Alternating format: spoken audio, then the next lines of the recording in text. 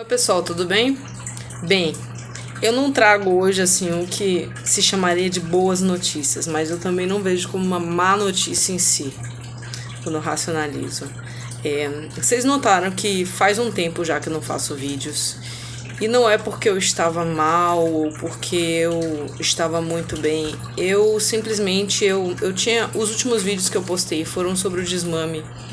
Comecei a fazer o desmame desde 150 miligramas que eu estava tomando até 0 miligramas, que assim, a parte final do desmame de 25 miligramas até 0 miligramas não deu um resultado esperado, sabe? Eu não tô no nível de ansiedade que eu diria que é recomendada que eu tivesse assim numa situação de uma pandemia. Então, eu venho anunciar nesse vídeo de que o desmame que foi feito até 0 miligramas, de 25 a 0, na verdade vai ser adiado. Então, eu vou voltar a tomar 25 miligramas aos poucos e vou ter que fazer esse desmame depois. O que aconteceu?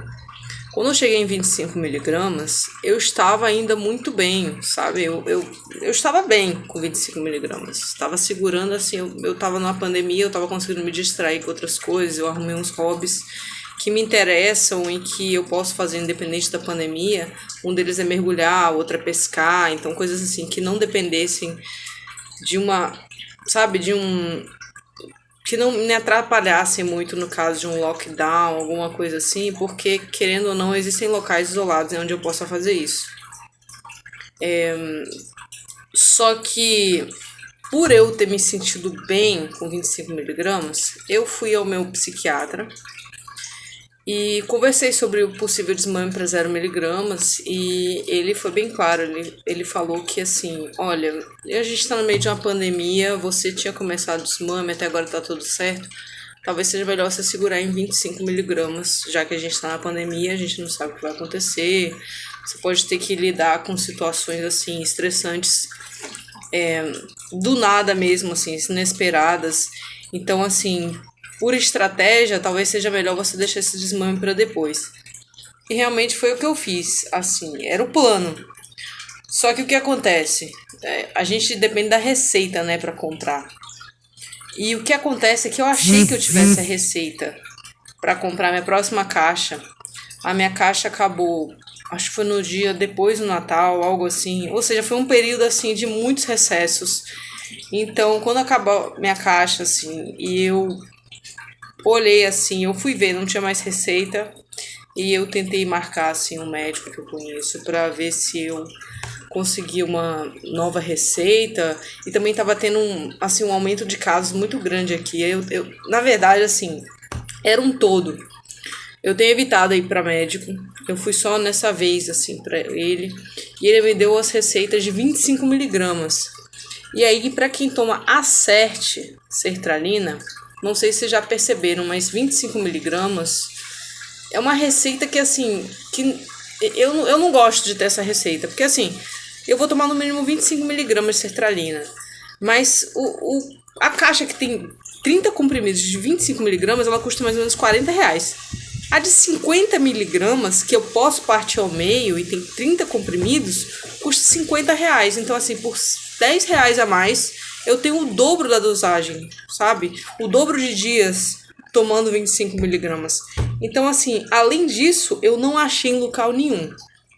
Eu tive que ligar para várias farmácias, porque as farmácias por onde eu passava, elas não tinham em estoque 25 miligramas. É uma dosagem que é difícil de achar do Acerte. Então, assim, isso tudo se juntou. E aí eu já tinha ficado, tipo, 2 dias sem tomar, porque eu não tava achando remédio e eu tava sem a receita e não achava de 25. Eu tinha a receita de 100, só que, poxa, ficar quebrando em 4. Então, assim, foi um período em que eu acabei fazendo desmame, sabe? Assim, meio que pelas circunstâncias.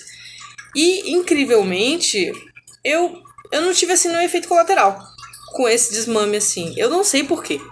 Mas esse desmame de 25 para 0, eu não senti, assim, nada, sabe? Foi até estranho.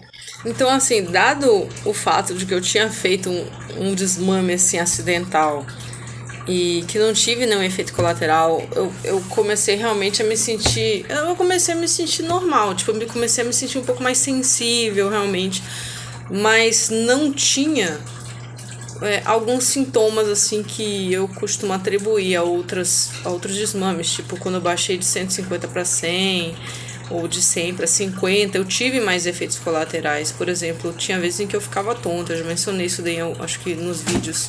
Eu ficava tonta assim do nada, então não podia andar de bicicleta por uma semana, mais ou menos. Eu evitei andar de bicicleta, 2 dias. Geralmente são efeitos assim que eu sinto por 2 dias, sabe? E aí tem outros que eu vou sentindo a longo prazo. Então o que acontece?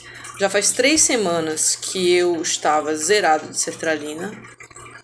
E eu comecei a notar realmente que depois de 2 semanas assim, especialmente depois de uma semana depois do desmame, eu comecei a ter algumas reações assim, uns comportamentos que eu percebi que estavam atrelados, sabe, a um aumento de um estresse, a um aumento da ansiedade. Só que eu conseguia segurar a ponta, sabe? Eu tava percebendo que eu tava mais irritadiça, que eu tava menos paciente. E eu conseguia, assim... Eu conseguia administrar, assim, de certa maneira, sem precisar, por exemplo, ficar tomando Rivotril. Eu cheguei realmente a tomar Rivotril uma ou outra vez, assim, porque eu tava tendo dificuldade para dormir, assim, por alguma preocupação. Mas não é algo frequente, sabe? Então eu pensei, poxa, eu tô bem, eu tô conseguindo lidar. Só que o que acontece, né? Além da gente estar na pandemia, além da gente estar, assim, podado de ferramentas que a gente podia usar antes, por exemplo, proximidade com a família, eu não posso chegar e abraçar minha família, eu não posso chegar e passar o dia com minha família. E era algo que me ajudava muito nos períodos de que eu tava enfrentando uma coisa difícil, sabe? Além disso tudo, teve uma cascata de eventos, assim, que se juntaram em pouco tempo e eu fui lidando uma por uma, mas parece que, assim, parece que o balde encheu. E ontem eu tive, assim, um aumento mais súbito, mais complicado de ansiedade. Eu devo dizer que, assim, não foi também do nada. Eu venho passando por uma cascata de problemas, né? O que são esses problemas? Como vocês podem ver, o vídeo tá diferente porque meu celular quebrou. Ele quebrou porque eu deixei cair água no mar nele, então eu fiquei, assim, super puta com isso, porque... eu sou uma pessoa desastrada, eu comecei a me culpar, eu também causei problema no celular do meu namorado, então eu começo a me sentir muito mal, assim, pelo fato de eu ser uma pessoa desastrada e não conseguir controlar isso, porque não é algo, enfim, é algo natural meu, que eu ainda não sei como eu vou conseguir controlar e que causa prejuízo, sempre causou prejuízo a mim, e eu nunca me importei com isso, porque assim, tá, sou eu, né? Só que quando causa prejuízo a outra pessoa e, tipo, eu quebrei uma parte aqui do equipamento de pesca do meu namorado, eu fiquei muito mal, porque, assim, é algo que eu estou causando mal ao outro. Então, assim, é um defeito meu que está afetando a quem eu amo. Então, isso daí começou a me afetar. Eu comecei a me sentir culpada, me sentir mal. E aí, depois, além de ter quebrado essas coisas assim, ter ficado nesse sentimento de culpa, meu avô faleceu. E ele faleceu subitamente. Assim, ele tinha 92 anos de idade. Eu sei que ele viveu bem, ele viveu bastante. Mas as circunstâncias, assim, do falecimento dele, que foi basicamente... Eu recebi uma ligação na academia de que ele tinha desmaiado, estava inconsciente, sem sinais vitais.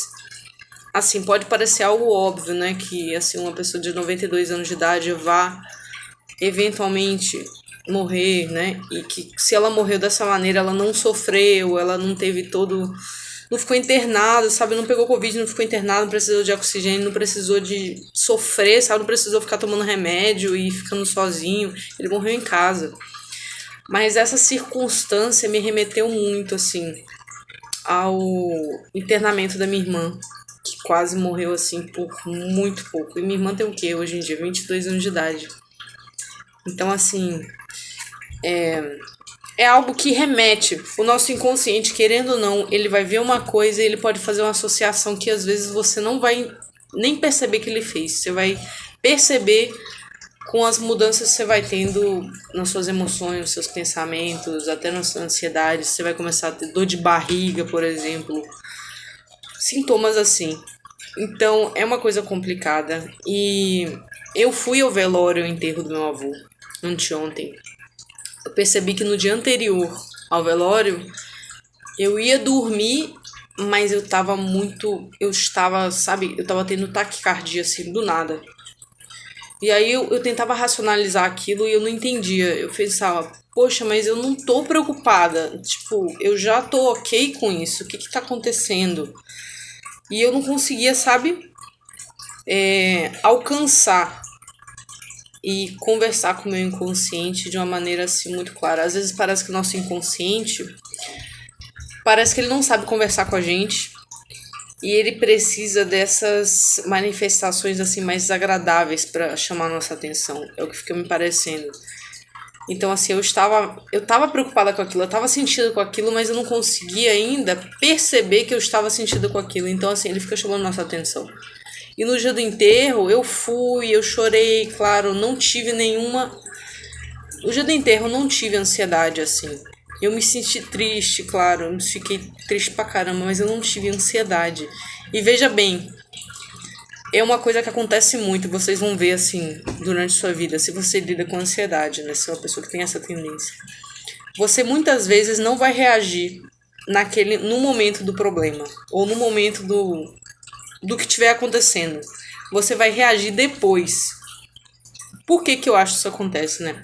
É um mecanismo de defesa do nosso cérebro, porque na hora que você está lidando com um problema, com uma ameaça, com uma frustração, você tem que resolver o problema. Você não pode simplesmente parar e descompensar, ou você não pode parar e entrar no estado de ansiedade, depressão naquele momento. Então, o seu corpo parece que ele te anestesia no momento, mas você vai ter uma ressaca depois. Então foi isso que ocorreu, provavelmente. Ontem foi o dia após o enterro do meu avô, após o velório, após eu ter visto o corpo do meu avô assim, no caixão. E eu tenho pensado durante o enterro inteiro, caramba, e eu não vou chorar porque assim, porque eu já chorei muito. Pode ser que eu chore aqui, mas como eu já chorei muito, eu imagino que eu não vou chorar, porque não é a primeira vez que eu tô falando disso e me sentindo emocionada. Eu passei o enterro inteiro pensando, caramba, por pouco mesmo, não é minha irmã ali, sabe? Não é a ordem da vida sendo invertida. E assim, por mais que a gente saiba que a gente não tá no controle da vida, o nosso emocional, muitas vezes, ele não entende algumas coisas. Ele é como se fosse uma criança mesmo, que tem as suas reações e que tem o seu entendimento assim, e quando ele não entende, ele não entende. Então ele grita, sabe? Ele faz pirraça, ele grita, ele chama a sua atenção, ele te causa sintomas desagradáveis porque ele quer atenção. Então, foi isso. Ontem de tarde, para piorar tudo, eu acho que eu tomei mais ou menos 1 litro de Coca-Cola e eu vou salientar, gente. Eu vou salientar muito aqui. Se você estiver lidando com um período mais ansioso, se você for uma pessoa ansiosa, evite, não é tomar cafeína em si só. Evite misturar cafeína com açúcar, porque é uma mistura, assim, que para pessoas ansiosas é uma mistura, digamos que é a faísca da dinamite, sabe? É o fogo que vai explodir qualquer coisa. Porque a cafeína em si, ela já é estimulante, ela vai acelerar tudo, ela vai te deixar mais alerta. E o açúcar é um combustível que aumenta muito a sua ansiedade, se você estiver num período assim. Entendeu? Então, tente não misturar. Então, assim, café tente tomar sem açúcar, ou tomar menos café, mas assim, essa mistura, eu já percebi na minha vida, essa mistura é como se fosse estopim, assim, de muita coisa. E esse foi um dos dias. Assim, eu tomei 1 litro de café e eu não percebi que eu ia me fazer mal, porque eu achava que eu tava lidando com o enterro do meu avô. Ok, eu tava triste, mas tava me sentindo bem assim, não tava me sentindo tão ansiosa. E eu tava assim, almoçando com minha amiga, tomei essa Coca-Cola toda, sem perceber, porque era gostosa, porque o movimento tava legal. Só que depois eu comecei realmente a sentir que eu estava mais ansiosa, que meus pensamentos ficaram muito negativos e que eu comecei a entrar naquele ciclo de pensamento em que você começa a se perguntar: e se eu ficar ansiosa? E se eu ficar mal? Eu não quero sofrer.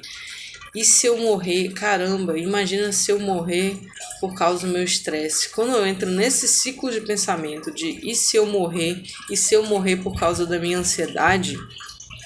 É um gatilho que que inicia um ciclo que eu tenho dificuldade de sair. Porque, assim, é o meu cérebro tentando resolver um problema que não tem como resolver e que é um problema cíclico. Porque, assim, eu estou com medo de morrer. Tá, ok.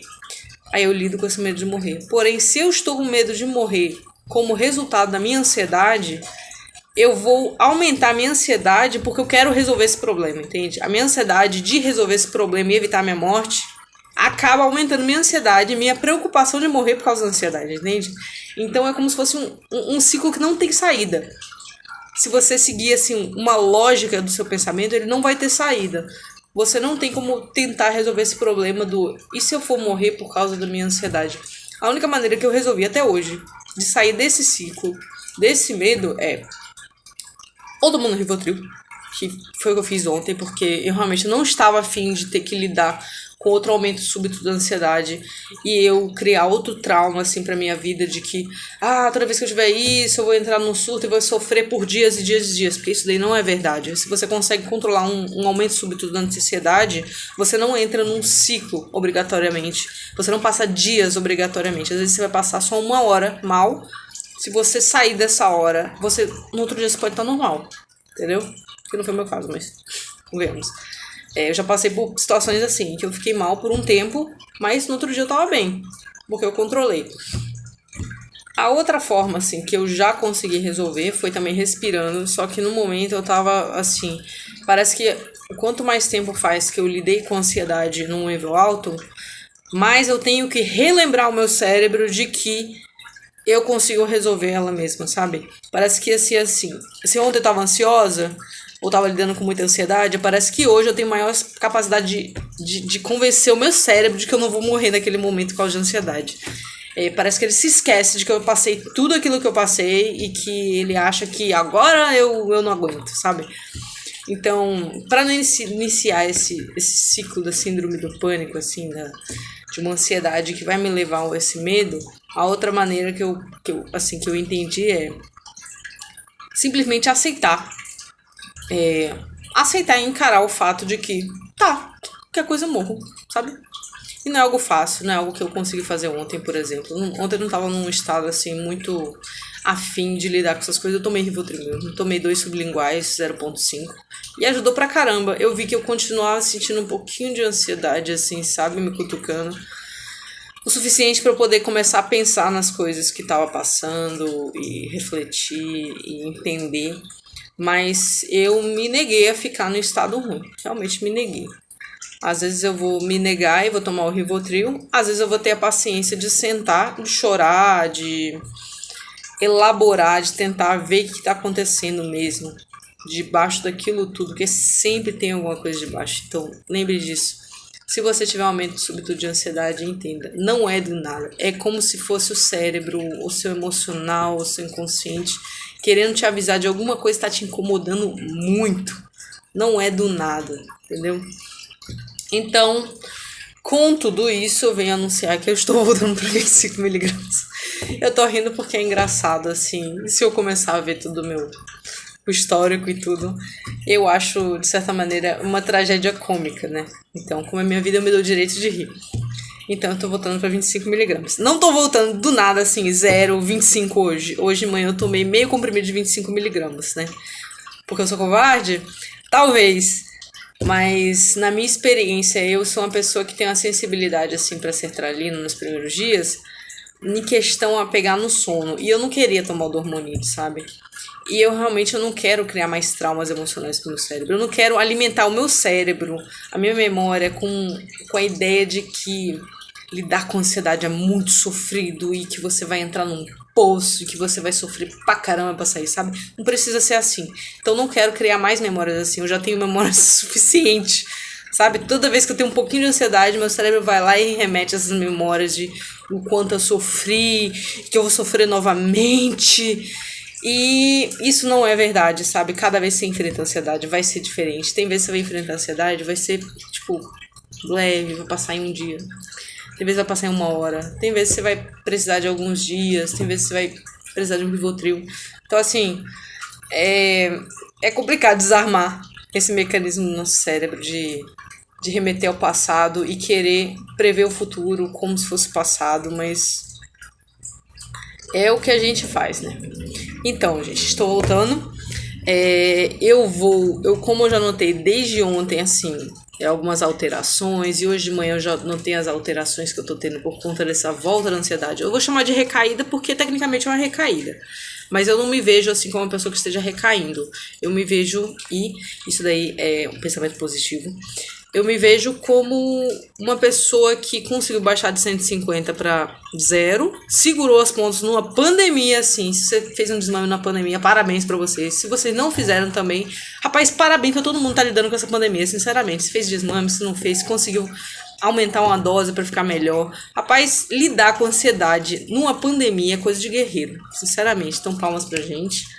Então, eu vou ver assim, pra melhorar assim, pra eu não entrar num estado em que eu vou alimentar uns pensamentos negativos que vão alimentar esse ciclo de ansiedade, porque a nossa cabeça fica puxando a gente. Ela quer porque quer que a gente alimente pensamentos negativos, eu não sei porquê. Quanto mais ansioso, mais parece que minha mente quer me empurrar pensamento negativo. Então, pelo fato de eu estar voltando com 25, ela quer porque quer que eu ache que, meu Deus, você é um fracasso, você fracassou, você vai ter que tomar esse remédio pra sempre, você vai ter que ir até 150 pra ficar bem, sabe?